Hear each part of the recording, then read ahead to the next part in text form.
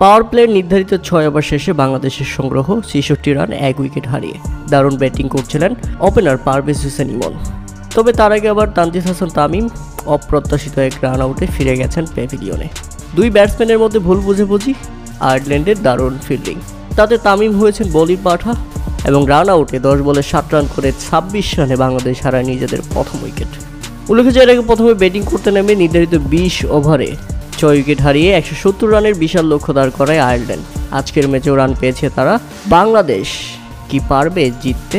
কেননা এরপর দারুণ খেলতে থাকা পারভেজ হোসেন ইমন 28 বলে 43 রান করে ফিরে গেছেন প্যাভিলিয়নে। দুঃখজনক ব্যাপার হলো 50 তুলে নিতে পারেন এই ব্যাটসম্যান।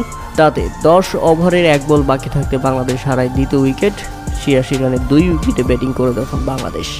উইকেটে এসে দারুণ ছক্কা হাঁকিয়ে শুরু করেন সাইফ হাসান, সেই সাথে লিটন কুমার দাস দারুণ খেলে যাচ্ছিলেন সাইফ হাসানকে নিয়ে। দুজনের পার্টনারশিপ বিল্ড আপ হয় এবং বাংলাদেশ এগোতে থাকে জয়ের বন্দরে। যেই কথা সেই কাজ, এরপর দারুণ ব্যাটিং করে নিজের 16তম 50 তুলে নিয়েছেন অধিনায়ক লিটন কুমার দাস। অধিনায়ক খেললেন অধিনায়কের মতোই, উদযাপনটাও হলো বেশ। বাংলাদেশ খুশি, বাংলাদেশ হাসি, কেননা তার এই 50 রানের ইনিংসে বাংলাদেশ সহজেই জয়ের বন্দরে পৌঁছে যায়। এরপর বলে বলে রান দরকার ছিল, বাকি কাজটা এখন হয়ে যাবে, বাংলাদেশের মাথায় চাপ নেই। তবে দলটির নাম যেহেতু বাংলাদেশ, তাই আগেই আপনি চাপমুক্ত হতে পারবেন না, কেননা 50 করার পরেই ফিরতে হয়েছে লিটন কুমার দাসকে।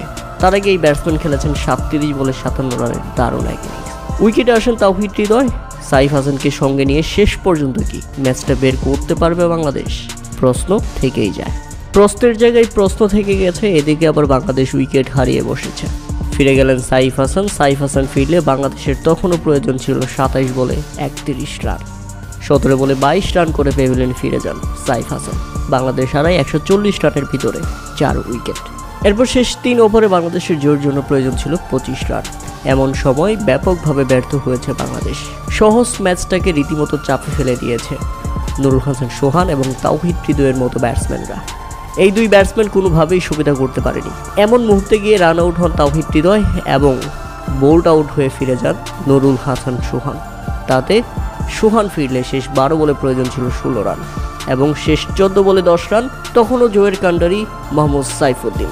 তাওহিদ হৃদয় এবং নুরুল হাসান সোহানরা ম্যাচটাকে জিততে না চাইলেও মোহাম্মদ সাইফুদ্দিন বাংলাদেশকে জিতিয়েছেন।